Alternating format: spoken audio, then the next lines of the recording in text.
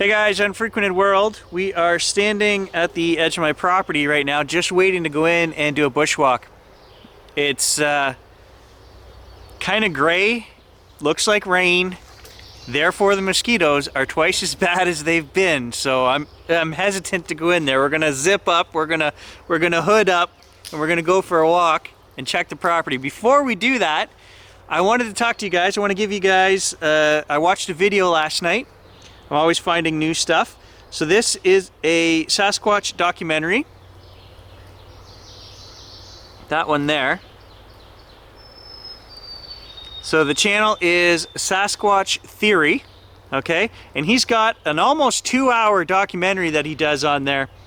It's called the Sasquatch Theory Documentary 2021, The Current River. And then in brackets, The Killing Field. Okay, very interesting documentary. This farmer covers his property and he shows you guys what's been going on there. And I just want to talk about it for a minute. He's getting all kinds of wildlife there with broken necks. Deer, hogs, cattle. And he goes into detail about what's happening. And what I found fascinating about this documentary is that as he progresses, we start talking more about things like orbs.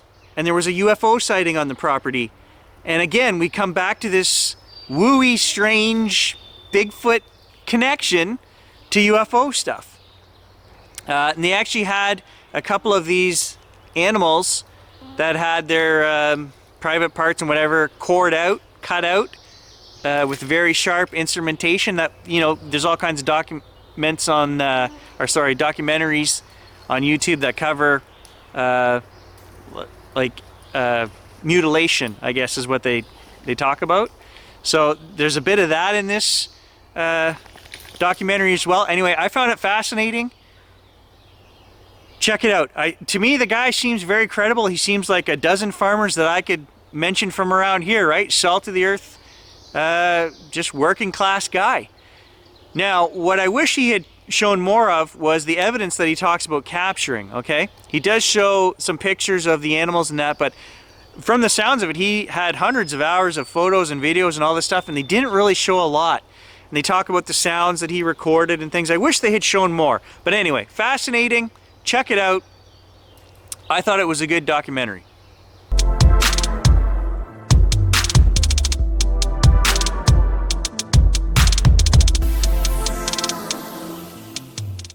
Alright guys, time for a little experiment. In a previous video, at the end of one of the trail cam videos, I showed you a strange clip, which is this rock face behind me here, and there was eye shine or something moving in the background. We haven't been able to come to an agreement on what it could be.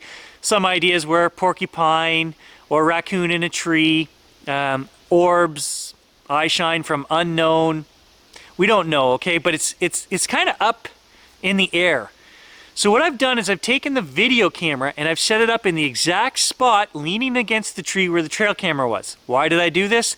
I don't have the trail camera right now. They're 50 kilometers from here. They're out on my dad's property. Is this the same field of view? I'm not entirely sure, but it's pointed in the exact same direction and it is touching the spot on the tree because the marks are still there from where the trail camera was. So I'm gonna go up there and walk around. I'll put my arms above my head, which should be, you know, just over 7 feet. That'll give us an idea of how high this eye shine or whatever was, and we'll compare that video clip to me walking around, okay?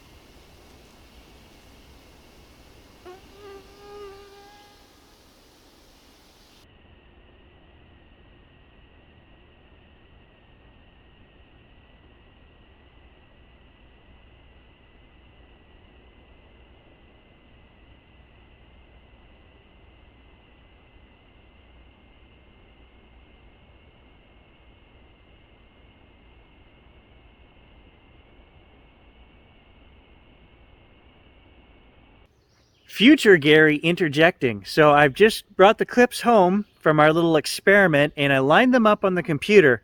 And the best way for me to do that was just to take the slice down the middle of the trail camera video and line the trees up together. All those vertical trees that we can just barely make out. And if you watch where it says, "What is this?" and there's a little arrow pointing, that's where the white thing starts. And just a guesstimate, guys, it is close to 9 feet up. Whatever that thing, whether it's eye shine, and definitely I don't think it's an animal moving from tree to tree because there's only one tree in front there, right? So I don't know. That's just my interjection. I don't know what it is. I would lean towards orb, but I don't know, guys. You tell me in the comments below. But definitely height-wise, I'm going to say it's close to 9 feet high. So I actually just ran into a guy here just off my property cutting a trail with tin snips. Just a young kid, early 20s, and he's in between Tom's house and my house. And I asked him what he was doing. Well, his father owns the property that comes behind my house and goes 90 acres that way. Tom and Dave own the 90-acre trail, which is on that side. I have tried to purchase this 90 acres on this side before, and I was told it wasn't for sale at that particular time. It had been before I bought my house. Well, apparently it's going to be for sale again. So I don't know what to think about that because this is like this huge bubble right now. It's swampland back here. They apparently have plans or hopes of, development, okay?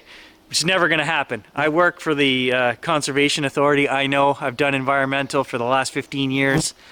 The amount of money that it's going to take to even put a road in between Tom's house and my house to access this property, we're talking $100,000 plus. Okay, it's swamp runoff from Lake Nipissing. Okay, so I think he's a little delusional as to what's going to happen there and the amount of time that it would take. I don't think it would be sold to developers. So I'm going to try to get my hands on that property, guys, just for peace of mind, because I love it back here and I don't want half of the property that we go out and enjoy to be, taken, sold, and developed. So I'm going to try my best to get my hands on that.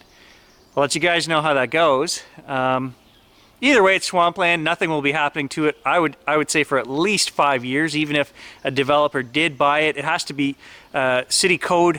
Everything has to meet city code, including this road and runoff. And there's only so much room between Tom's house and my house. We both have wells and septics out here, so there isn't a lot of room. But it is disturbing to me. It is kind of stressing me out. I'll keep you guys posted.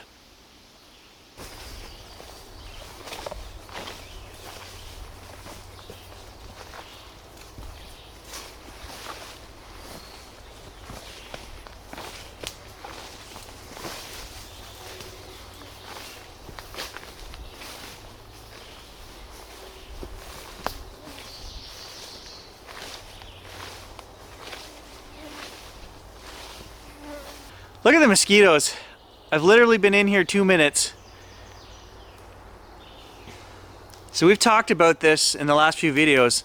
The activity around here seems to be ramping up as the temperatures are getting warmer. We've been over 30 degrees the last week every day. And so we really need rain up here. The soil is so dry right now. The forest is dry. But mosquitoes, oh my goodness. You don't want to go out here with any part of your skin exposed. So again, I always ask the question, what are these animals doing to survive this? Well, we know they're going out to the edge of the swamp, the edge of the field, getting in the breeze. That being said, I've been hearing and capturing a lot of strange whistles, knocking. The knocking has been crazy lately in here. Do we know what that is? No. I can't prove it, and that's the frustrating part, that I get a lot of audio. It's like this documentary that I watched last night. The deeper you go into this, the guy says the exact same thing that we've said on this channel. It's like going down the rabbit hole. The other day, or in one of the last videos, I honestly heard something coming through the bush towards me. I was 100% sure we're going to capture a deer or a bear coming through the forest. It was loud, it was a big animal, and I didn't see anything. just never saw it. And I had been standing still in one spot. So whatever was coming through the bush, it didn't know I was there. I was quietly watching blue jays. Hadn't moved. Didn't have Gage with me that day either. So there was zero chance that these things, whatever were coming through the bush, whether it was deer or whatever, I find it very strange that if it was a deer that I didn't see this. I see deer coming through here all the time when I'm out here filming for you guys. And as soon as they know I'm there, tails go up and away they go. But this was weird. I heard it coming towards me, never saw it, turned the camera on, the noise, the crashing and banging through the bush stopped. I still couldn't see it. I'm kind of moving around, panning around with the camera, taking a couple steps. It started again, and I still couldn't pinpoint, and I still couldn't find this thing. So it's confusing to me. You know, is it just wildlife? I don't know. I can't explain that. All I can say with 100% certainty is there's a lot more action. Strange captures, knocks, howls, whistling. We've gotten all that stuff in the last 3 weeks. There go the jays kicking up again right now.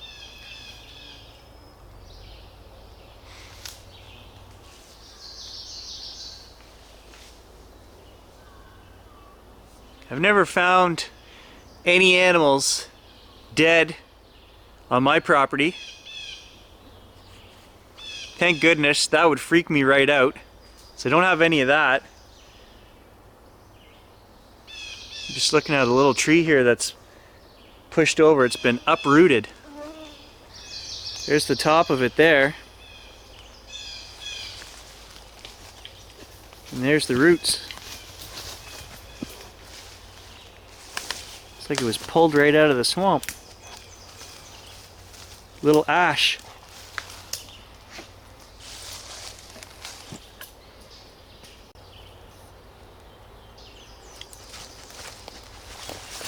Give it a good sniff. You got anything?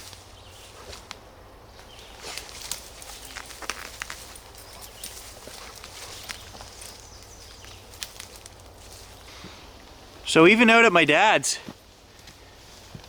I don't know, we got some strange howling on the one trail camera the one night.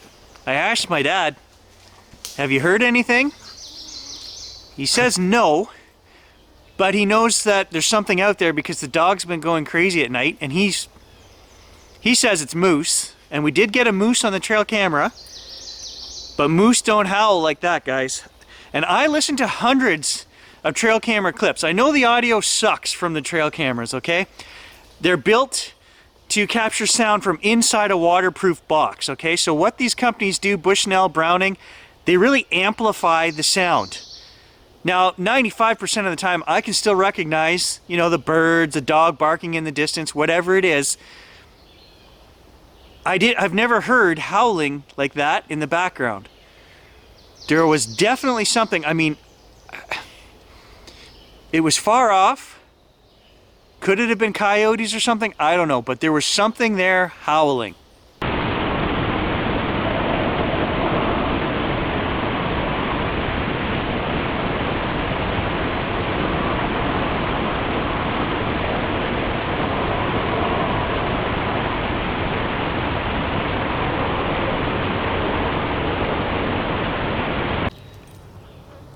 I can hear like military helicopters in the distance again.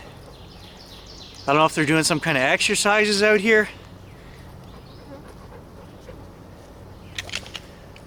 I haven't seen one, but I can hear it. Here comes the rain, guys. We're gonna have to continue this adventure later, I think. Maybe I'll come out this afternoon, this evening. Hopefully the rain passes.